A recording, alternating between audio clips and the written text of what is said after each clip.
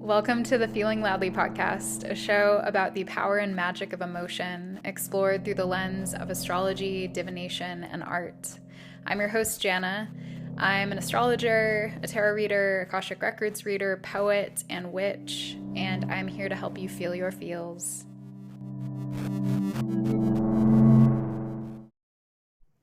Happy Friday, or whenever you're listening. Welcome to Friday Feels. We're going to dive into our feel of the week in a second. I want to remind everyone, as I am wont to do on every episode now, that you can become a patron starting at $4 a month to support this podcast and to gain access to exclusive episodes over there, including our new and full moon episodes, which have moved over to Patreon.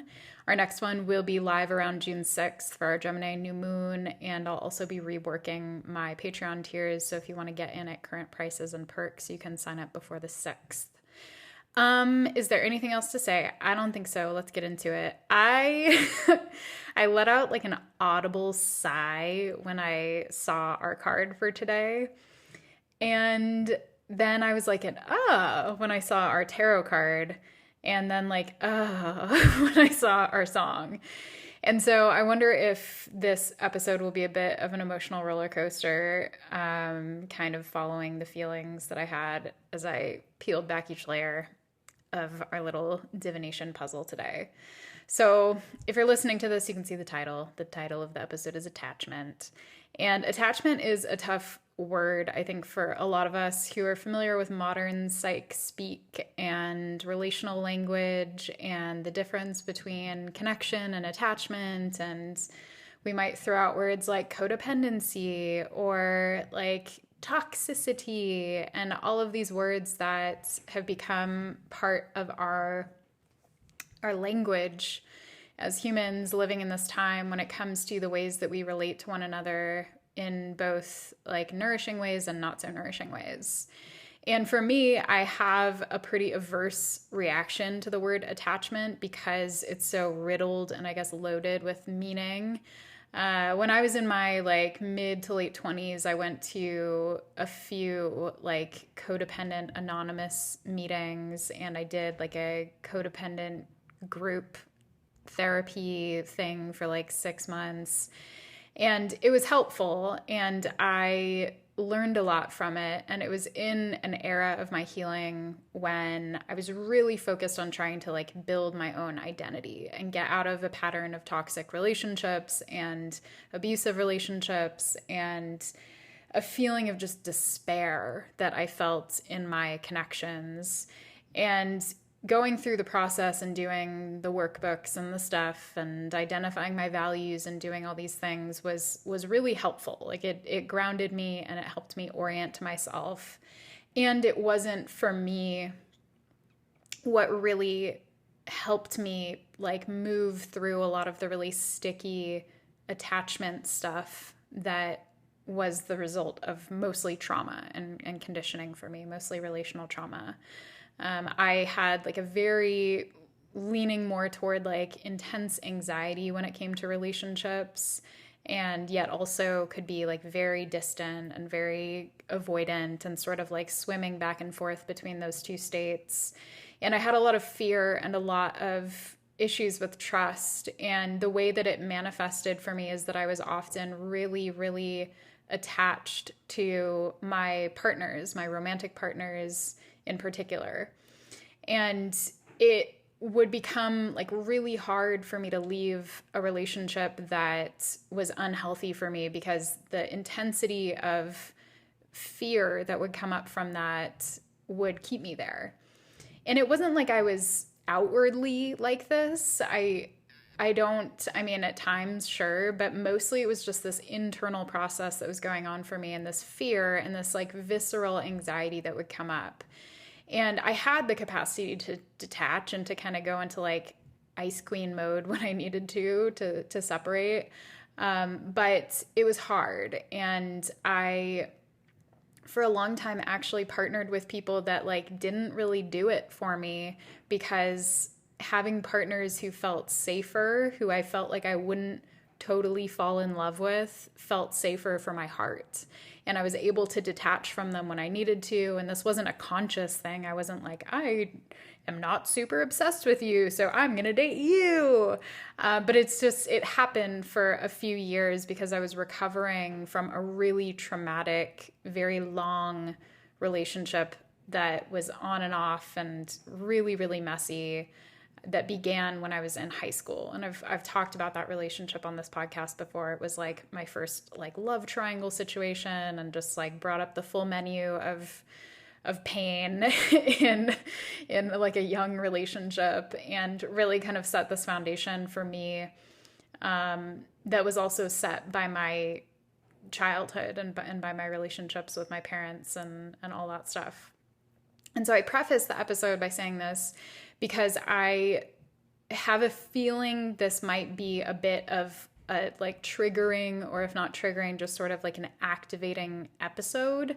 And I'm sharing my experience to share with you that this is stuff that has been very activating for me, and that I can relate to people who've had really hard times with relationships and really hard times with attachment and love and intimacy and all of this stuff. And I guess the reason it feels necessary to say that and to do that is because this can bring up so much shame. And when we're in a place of shame, it can be really hard to access compassion when that's exactly what we need. And it can be really hard to like find ourselves and to ground, because shame can really kind of like blow us away. And so I just want to invite you to like take a deep breath and maybe put your feet on the ground and really plant them and connect with them. And if I'm talking about stuff that feels really sticky for you at any point in this episode, to just come back to your tootsies, come back to your feet, come back to your breath.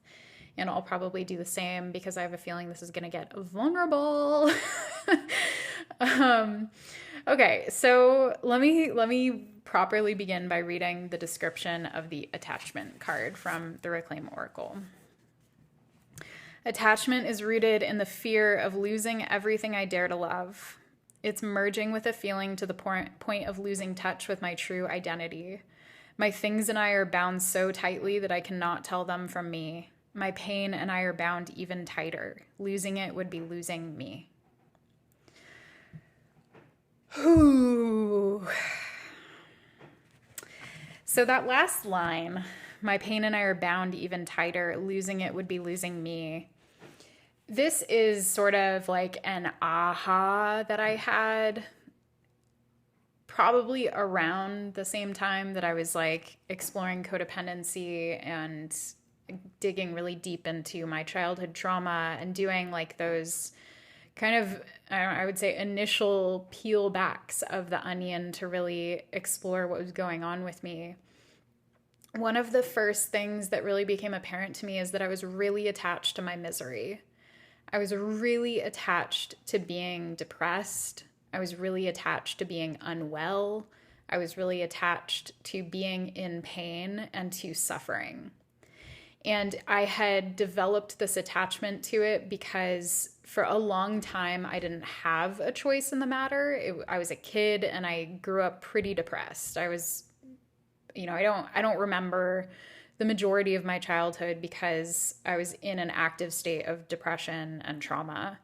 And so, your brain is not exactly in a position to like store long-term memory when you're living in that state. And so I was in this like state of activation, depression, all the stuff. And I got so used to that I didn't really know what it meant to experience joy in a sort of like sustainable way that wasn't just moment to moment joy.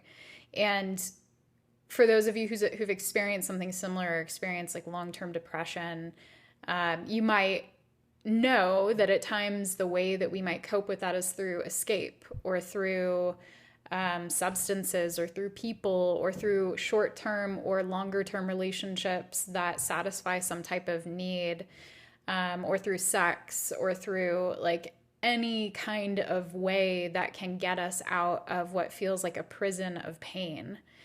And I was like, I was very functional. And I think on the surface, I probably, in like my teens and my 20s, I probably seemed okay, apart from maybe like binge drinking some nights or like having like really random sex with people in my 20s and sometimes in college, and like having just these kind of bursts of like, oh, I don't have it together, and that behavior may have been visible to other people. I mean, I think it was. I'm sure it was, because I had some talks with friends who were like, let's not like do that.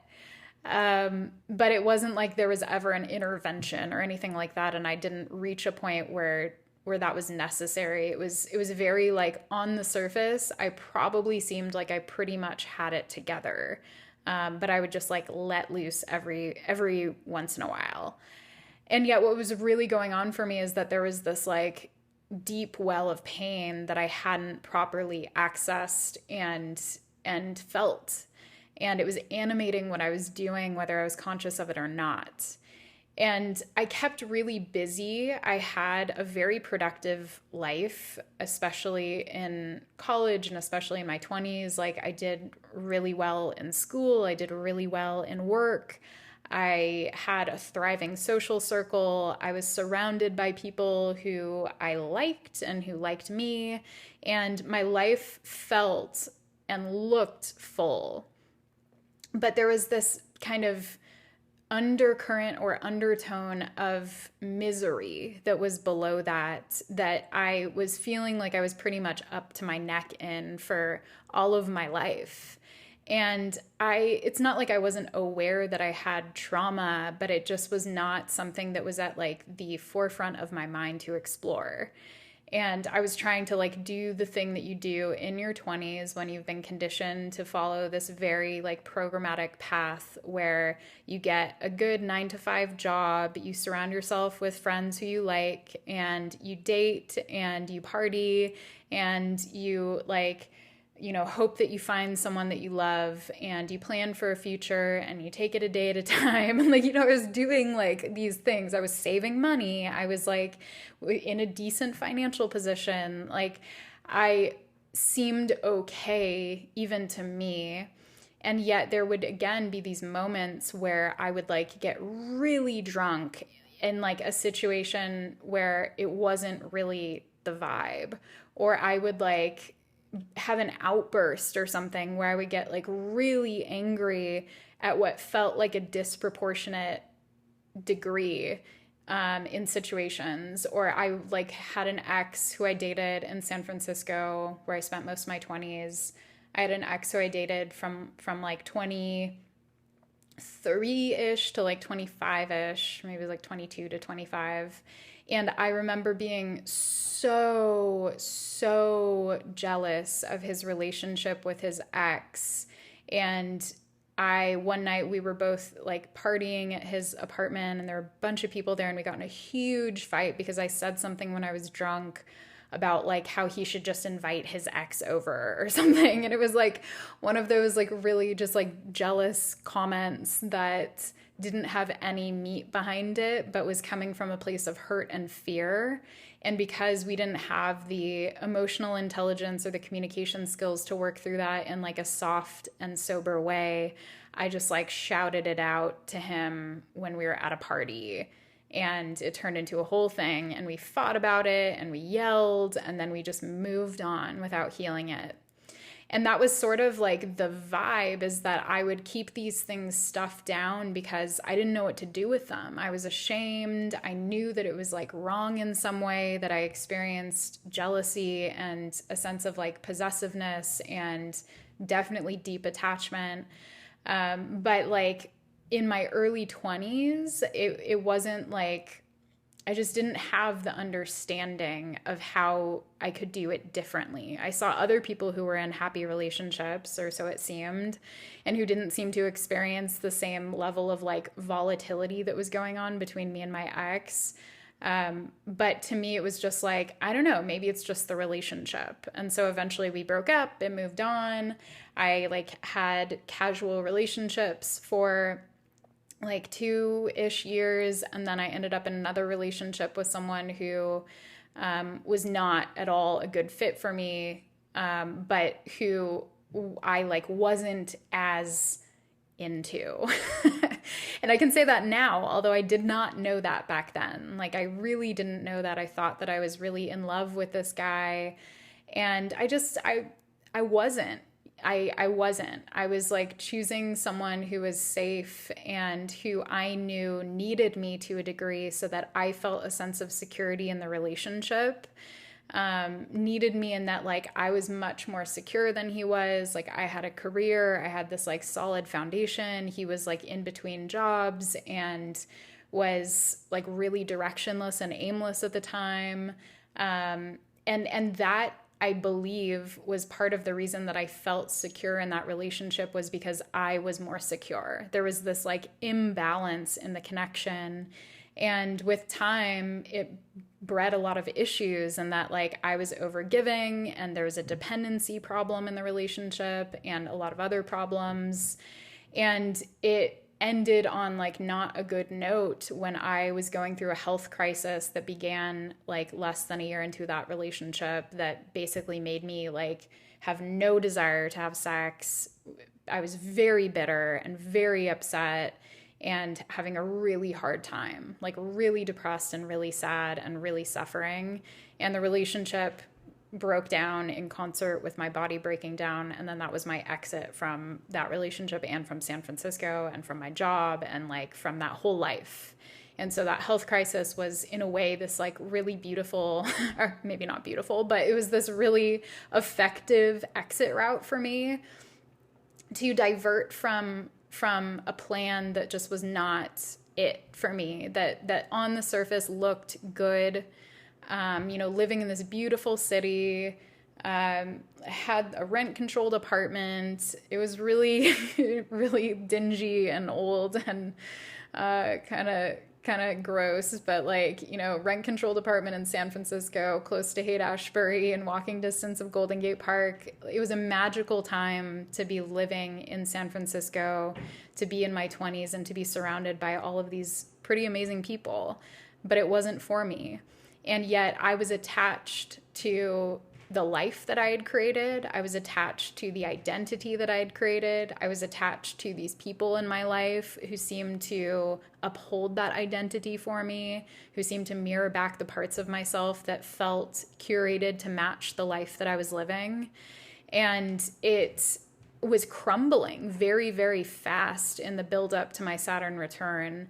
And that's when I was simultaneously finding astrology and tarot and returning to spiritual practice, because it was one of the few things that could support me through that crisis when I was like very, very alone. And I'd left, I left the city, I left my friends, I left my job, I left my relationship. I pretty much left everything all at once that I had been attached to so that I could begin anew. And the one thing, I guess, the one like big thing that I took with me was my therapist. I kept working with the same therapist who I'd been working with in San Francisco, who was really amazing. And he was there with me through some of the most difficult moments of my life, when I was really in a bleak place with this illness that was so nuanced and difficult to solve for and difficult to manage. And I was living with my mom for about maybe 4 to 6 months in Oregon when I moved up there. And it just was like such a 180 from the life I'd been living, where I was like free and in my 20s and feeling hot and thinking I was in my prime and that like this was it, and I was surrounded by all these people and I like had a good job and was working my way up and all this stuff. And then suddenly my skin was falling apart. My body was drastically changing. I had no desire for sex. I had terrible eczema covering my body, and I was losing my hair, and I was testing postmenopausal, and I could not stay present in a conversation because my anxiety and stress and discomfort was so high that it was really hard for me to stay connected with people socially. and to not just feel like a total drag, because people would ask me how I was doing, and I was like, do you really want to know? Are you sure you want to know? Because it's not good. And this whole period like bled into a whole new life for me. And fortunately, I had the resources to support myself through it and to work on healing my body. And then in that process, healing a fuck ton of other stuff, a lot of really deep emotional stuff that was activated throughout that time, a lot of which I've talked about on this podcast, and especially during the 22 Days series. But it was like a very deep time for me, and a very challenging one that brought me face to face with a lot of the stuff that I'd buried. And as I recovered from that and inched toward my 30s, that's when really I had to face like, oh, I'm really attached to the idea of suffering. Like, I'm really attached to an identity of victimhood. I'm really attached to this idea that like my life is pain, and that my life is shit, and that like I'm going to be plagued with issues like this and issues like that in love, and like all over the board, that like these are here to stay. And it was this very sort of like static, unmovable idea that was residing within me and coloring my experience of my life in a really big way. And I say this with a lot of tenderness, because like I was suffering like so much. I was in such incredible pain. And so I have like such compassion for myself in that moment, and the immense grief and shame and hurt and loneliness and sadness and anger that younger version of me was experiencing in that moment. And I know too that once it reached a place where I was making progress and I was beginning to move forward and to heal, I went through this sort of wobbly period that lasted a while, where I was really angry at other people in my life and really volleying a lot of blame at people in my life, and staying stuck in this idea that I did not have agency and power to change my circumstances. And I found myself wanting to stay, even like, not that I wanted to stay sick, like I really wanted to recover, and I was putting my whole self into that, like to a really incredible degree.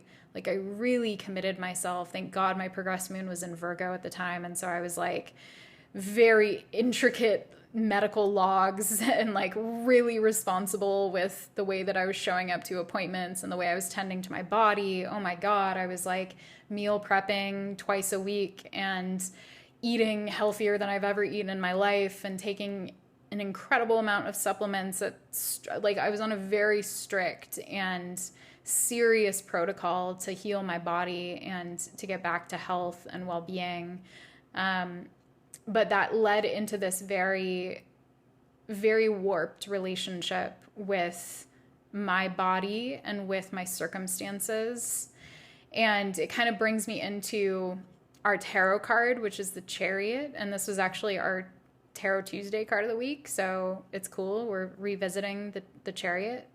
This is the vibe this week, where when I was in this position where I was like tending to myself and caring for myself, and then I saw the progress I was making, there was this moment, I think, where an extended moment maybe, where I could make the choice to heal.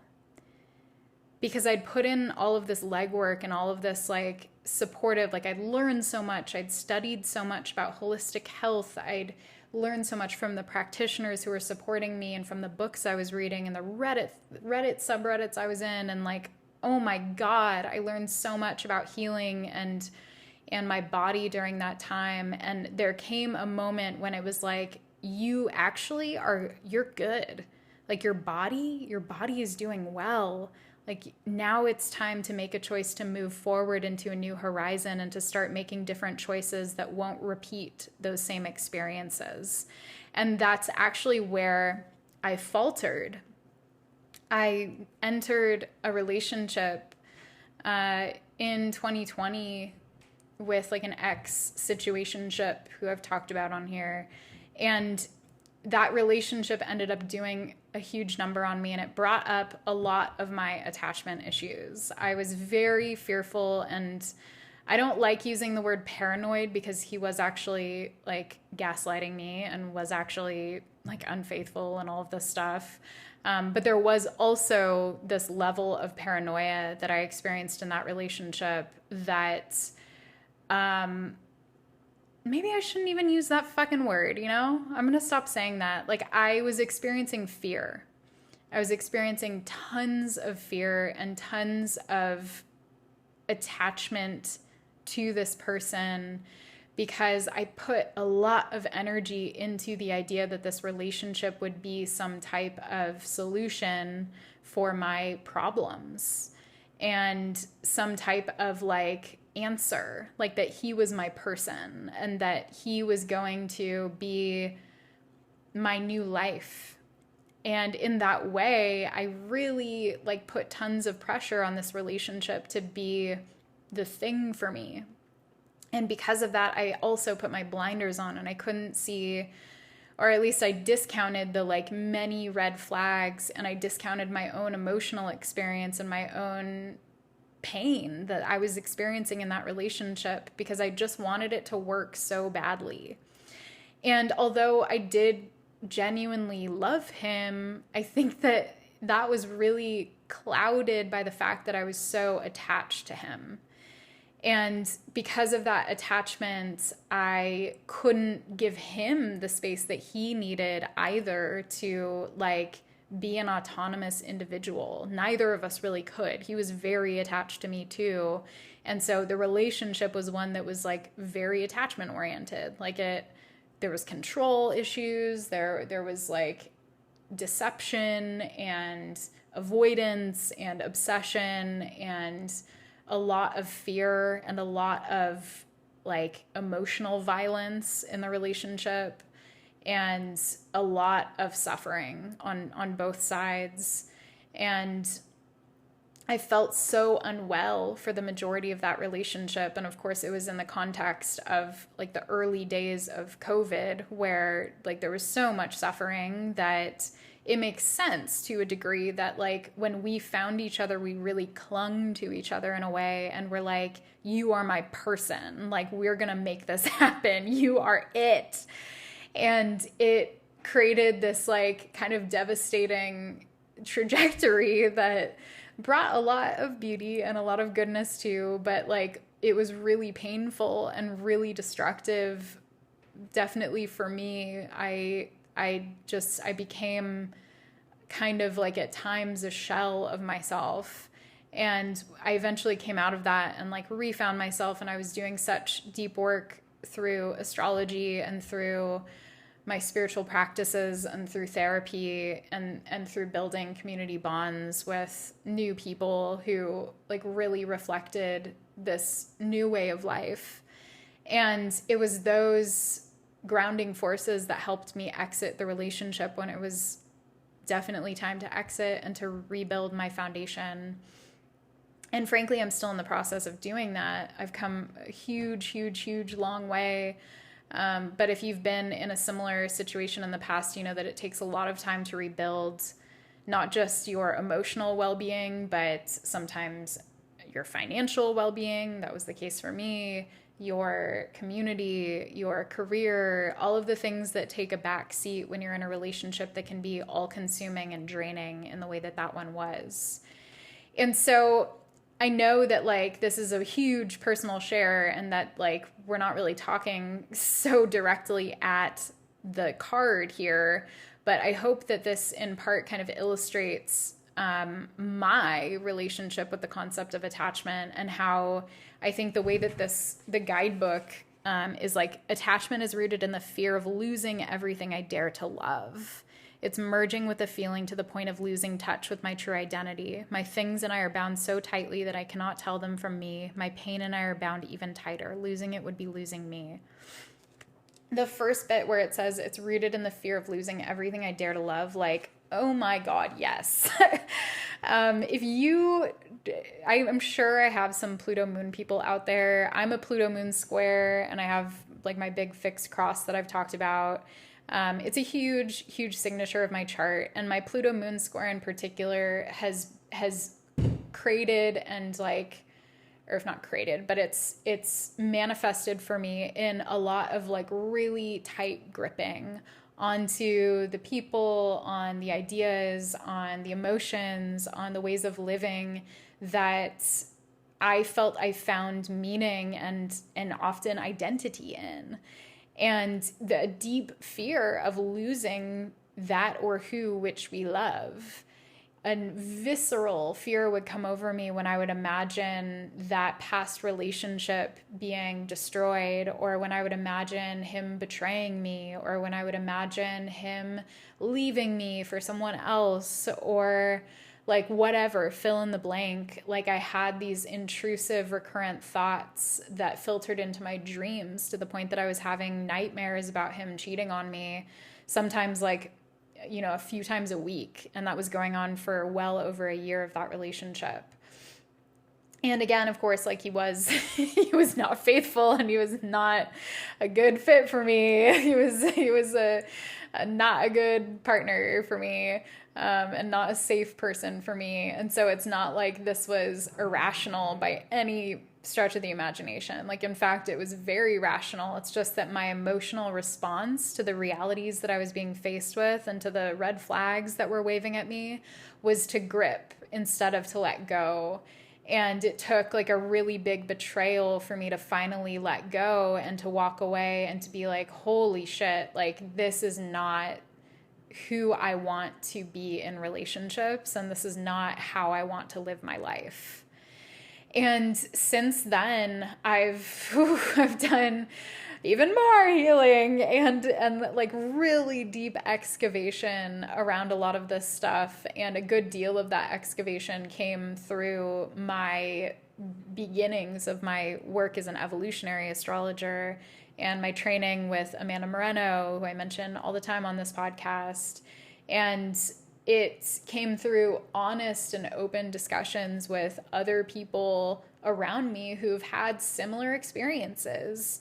And that helped diffuse the bomb of shame that was living within me over my behavior in that relationship and my behavior like in general throughout my history.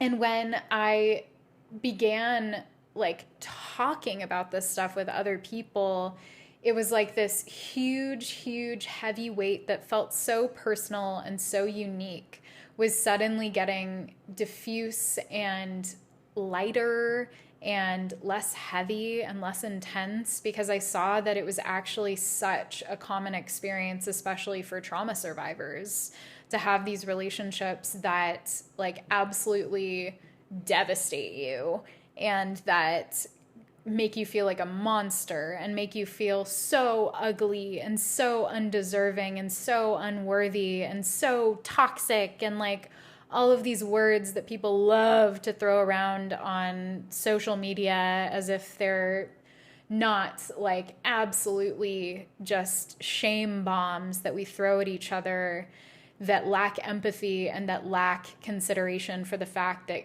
living in this world and loving in this world is a messy, messy thing. And I'm able to talk about this openly because like I have done so much work with that shame, but it took me, you know, like over 30 years to get to the point where like if you caught me 4 or 5 years ago, like no fucking way would I be talking about this on a podcast and like sharing these experiences, because I was again really attached also to like the way that other people saw me and to the way that I might be perceived. And I hadn't yet located myself. I hadn't found myself and learned to love myself. And I hadn't found other people who could see me in all of that and see me through the eyes of love and compassion. Like it was all just a big mess. And I hadn't really confronted a lot of like the really maladaptive tendencies and behaviors within myself like my control issues and my jealousy and my like all of this stuff, I hadn't yet been able to face it because it was so shameful to me. And because it was so shameful to me, I kept burying it, and then it would inevitably come out. And you know, I've had a few experiences. I haven't like, you know, been in a proper relationship since that last one, romantic relationship, but I've had some like dating experiences and some like situationship experiences since then that have like brought up that tingle and that feeling. But then I've been able to reground myself and to come back to a place of love and to recognize what was happening and be like, oh, okay. Ooh, I see what's happening. I'm getting really attached, or I'm like feeling that feeling of attachment coming up, and it's bringing up fear, and it's bringing up that like tense jaw. Like I want to control. I want to like mold this to fit what I so deeply desire right now, because a part of me just wants to be loved so much that like they're willing to contort myself or to like try everything I can to make this a reality so that I feel safe. I need answers. I need like my Mercury Pluto opposition, like go into detective mode and obsessively do tarot spreads and pull cards to try to like find answers about outcomes. And so like this isn't something that's gone away, you know? Like I'm a person who's experienced a lot of trauma in my life, a lot of relational trauma, and even though again, I've done massive healing, like this stuff doesn't just poof disappear. Like I still struggle. I still experience huge waves of emotion and desire and attachment to people when I begin to love. And that's the moment where it's like, oh, oh shit. Like I can start off all Venus Pisces and be like, oh, it's fine. I'll love you from afar. I'll love you, whatever. It's good. Like it's magical, and I can release and I can move with the water and flow. And then like my fixed placements come online once I really start to love someone, and I can feel the like clenching. And that is when it gets really hard. And that's when the shame voice comes in, and I start to like go down that path of self-flagellating and like harming myself because of the fear. And so, you know, what's the point? What's the point of the song? Oh, the song. I was going to say, what's the point of this whole story? But the song. Let's talk about the song. The song today is I Don't Want Love by the Antlers. And this song is one that interestingly, it's very meaningful to me, because the relationship I mentioned that began in high school that was like, you know, over 10 years of of a lot of challenges, beginning with like me falling in love with this person and then us ending up in this love triangle that was super painful, and then like keeping in touch over the years and having these like blow up moments, and me hanging on and still feeling attached to this person who had like without doubt been incredibly abusive to me and had been really, really unkind and like very manipulative and very fucky.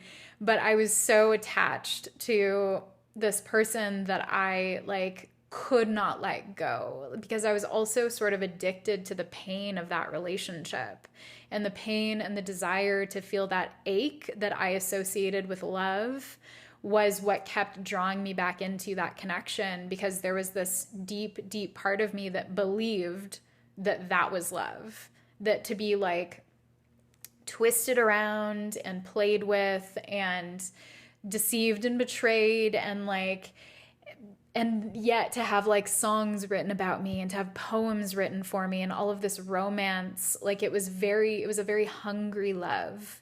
And this intensity and this desire to feel that and to feel that passion and that connection that was there was very destructive for me.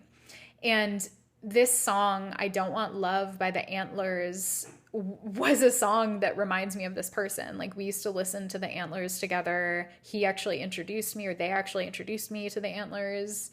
And it was just like such a visceral track and an artist, and even just hearing it, I played it right before I started recording and actually like sat there and really deeply listened to it, and it can transport me back into that relationship, and it can take me back into the feeling of being like so desperate and so just like hungry for this love that was not going to be, hungry for this connection that this person wasn't capable of, and that frankly I wasn't capable of at that age, in my teens and in my 20s. And it haunted me, and this relationship haunted me. And I talked about it, I think, on the Three of Swords episode, which was like the first tarot episode of this podcast season. So if you go back to like the beginning of season 5, you'll see the Three of Swords episode. And I think I talked about it on that one, and how like that being this template for me for like adult romantic relationships really kind of like rewired me in a way, or like tampered with my wiring a little more than it was already wired, and caused me to feel like that sort of visceral intensity was also the marker of like deep love. And I'm not like gonna say that it's not, because like at the same time, some of us are intense lovers, and I'm an astrologer. I'm not a psychiatrist. I'm not someone who's gonna smack a DSM label on the way that people love, because that's simply not how I see the world. I used to see the world that way, and I no longer do. And astrology has been incredibly transformative in the way that I see human behavior in general. I don't like to pathologize it. And especially as someone who has been pathologized a lot and pathologized myself a lot, I find it really unhelpful, frankly. Like it has not been healing for me. It's actually been like a very shame-based practice in the past. And when I found astrology and learned about like my Scorpio descendant and my like my Pisces placements and my like Lilith Pluto Juno opposition to my sun, and like my moon square, like all of this stuff really constellated for me, and was like, oh, okay, I understand. Like this is humanizing, and this helps me see that the story that I've lived is actually one that makes perfect sense based on not just my natal chart, but based on where I've come from and based on what I've been through. And that sort of humanizing effect was deeply healing for me. And it was deeply healing for me to be witnessed in that by astrologers who had also gone through their own healing trajectory and had also dug through the depths of themselves and the depths of their attachment stuff, and had found the gold that resides within that. And so anyway, really long tee up to talk about I Don't Want Love by the Antlers. I'm going to read the lyrics, and then I'll talk about the meaning, which is interesting. So it goes, you want to climb up the stairs, I want to push you back down, but I let you inside so you can push me around. If I leave before you and I walk out alone, keep your hands to yourself when you follow me home. I don't want love. I don't want love. We wake up with pounding heads, bruised down below. I should have built better walls or slept in my clothes. So if I see you again, desperate and stoned, keep your prison locked up and I will leave my gun at home. I don't want love. I don't want love. I don't want love. So when I first really sat with these lyrics, and always for as long as I've known this song, I sort of thought of it as like a toxic relationship. Like this sounds like a relationship that might even be abusive, or one where there's just like a lot of maybe like sexual chemistry or intensity between them, but like really intense emotional walls that keep them apart and that keep them stuck in this cycle of desperation and attachment. Like the way that this person, the singer, is speaking to this other person, like, if I leave before you and I walk out alone, keep your hands to yourself when you follow me home. So this person is following them, but like they're saying to keep their hands to themselves. And then like, you want to climb up the stairs, I want to push you back down, but I let you inside so you can push me around. Like there's this give and take and this push and pull between these two that feels really hooked in. Like it feels addictive. It feels like this is probably an addictive dynamic where these people can't really keep their hands off of each other, even though it creates a lot of pain.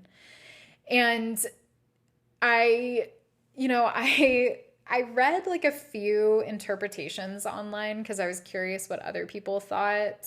And the majority of them were like, this is a relationship that's like really toxic, or maybe this person's like an addict, or like whatever, one person's abusive, and da da da.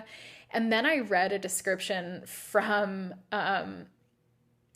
Peter Silberman, who's a member of the Antlers, and all he said about it was, I think we knew right away that this had to be the first song on the record. It practically wrote itself. It's a pop song about hollow sex. That's it. That's all he said. The other songs on this album or on this record had like full paragraphs, but like all he said about this song is that it's about hollow sex. And I came back to it and was like, really? Like, I mean, okay, but like, I mean, there's so much like texture and so much emotion to the song. And if you go listen to it, and reminder, the songs are always linked below, and they're also in the season playlist down below. If you go listen to it, if it's a new song for you, you'll hear like the intense feelings of it. Like, to me, at least, it's a very emotional song. And so then I revisited it and was like, damn, this person is pushing this person away. They're talking about like, I should have slept in my clothes. Like, next time I'm going to hold up better walls. And they are like, I'm keeping love out. Like, I just want sex. I just want the sort of like payoff, the like sexual payoff of this connection, but I'm not going to let you love me. I'm not going to let you get close to me. In fact, I'm going to push you down the stairs if you try to come toward me. I'm going to sleep in my clothes. I'm going to like hold up these walls to try to keep you out so that you cannot get in. And we don't really know what the backstory is. We don't know if it's because that other person is harmful in some way, or if the narrator, the person speaking, is actually just so closed off to love that they can't even find out. They don't even have the emotional availability to find out if that other person would be healthy for them or would be right for them. I'm going to assume not, if the other person is like chasing them around, but like, let's give them some credit. Maybe they're just in love. And it's really complicated because when we have this dynamic with someone, especially someone who's like avoidant, and if you're someone who like tends to get very anxious and sort of like hungry in relationships, and I say with total love because like been there, of course, as I've just talked about. But if you're someone who leans more into feeling like really the yearn for connection and just wanting to pursue someone and wanting to extend your love to them with the hopes that their walls will break down and with the hopes that they'll open up to you and that it'll turn into this beautiful love story, maybe you relate to being the other person on the other side of the song who's just like, I want to love you. Please let me love you. Please love me. Please let me love you. It's such a vulnerable position to be in when we love someone and they cannot be what we need them to be for us. Or when we love someone and they're actively pushing us away or actively rejecting us or saying no or whatever. And it can bring up some of like the deepest, most painful parts of ourselves that felt rejected from a young age and that have felt rejected throughout our lives. It can be really crushing and really, really painful to be stiff-armed, basically, by someone that like all you want to do is love on them. It's really hard, and that can bring up that feeling of attachment and that desire to like keep going And I come back to the Chariot and how the Chariot is like, we need to sit here for a moment and assess what direction we're going in and take a breath. And that's something that came through in the Chariot episode this week, is like, the Chariot can also be a pause. Like, sure, it's about momentum forward, but it's also about sitting with ourselves where we're at and breathing. Maybe this is a good moment to breathe and to come back to our toes if we're feeling a little wobbly. But it's about that pause and the consideration and the focus on the direction you're going to take, so that you're not moving forward like haphazardly or without consciousness. It's so that you're moving forward with focus and intention. And I think when we're attached to someone or something, sometimes it feels like we're getting dragged along behind the Chariot as opposed to sitting in the driver's seat. And maybe that's partially why this card is coming through for us today, is that we're being invited to step back into the driver's seat in our own life and to not be dragged along by the Chariot, to like firmly place ourselves in that seat and to take responsibility for our choices. And to remember that we have agency, to remember that we have power, and that we have the option to steer that Chariot in the direction that we want to move in. And that requires some foresight, right? Like, it requires actually first thinking about our options and thinking about our future. And it requires like getting things ready and preparing and checking in with ourselves and seeing if we have the emotional bandwidth and the emotional resource to take the path that we want to take. I mentioned how like I had my Chariot moment where I could have chosen to not partner with someone who I deep down knew was not a good fit for me, but I chose to because like I had placed myself behind the Chariot.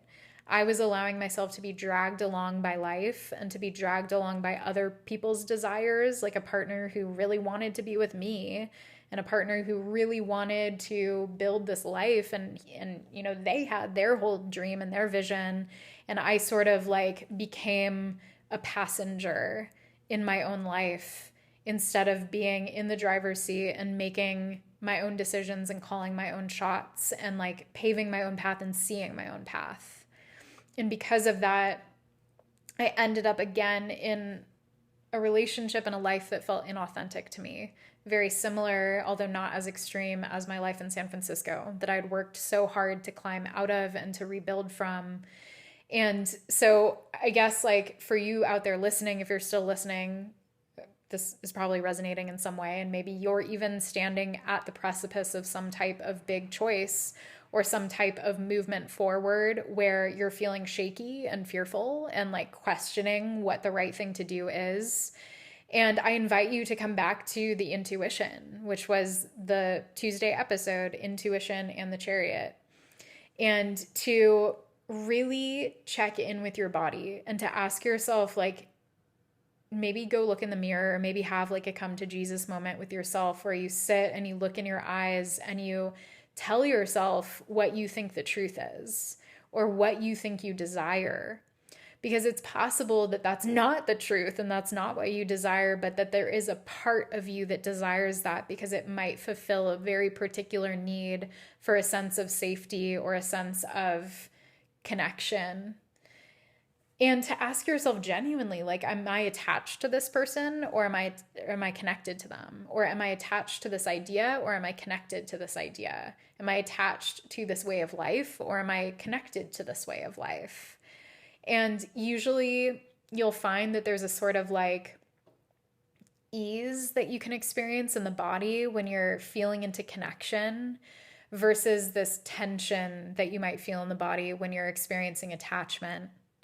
And of course, it's more complicated than that, and it's going to be different for everyone. But like, I think baseline, it's a good starting place to ask, like, do I feel tension and like this magnetic, intense pulling sensation that feels like I'm being dragged when I think about this option? Or do I feel a sense of relaxation and even peace? So something to noodle on, something to take with you into this weekend. The astrology has been pretty intense, as has the world.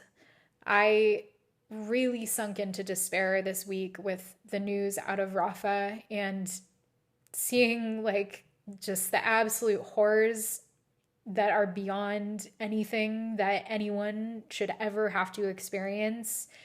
I know has been really activating, and like it feels like honestly stupid to use that word because it's extremely minimizing, but like it has been hard. And I think a lot of people are suffering as they bear witness and as they experience. And so it makes sense at times that we might feel really attached to the people around us or our life circumstances, and that the really incredibly beyond thinkable level of death and loss and grief and pain that people are experiencing at the hands of these genocidal terrorists is something that might bring out a part of you that really wants to latch on for safety to the people around you and to your circumstances. And I just want to say, like, that is a-okay. And that's really human. And this isn't stuff that's black and white, like bad or good. And if you're going through your own stuff and you feel activated and scared and anxious and fearful and all of this stuff, it makes sense that these parts of you might come online more, and they might get kind of like shaken up and invite you into old ways of being and old ways of operating and old ways of loving.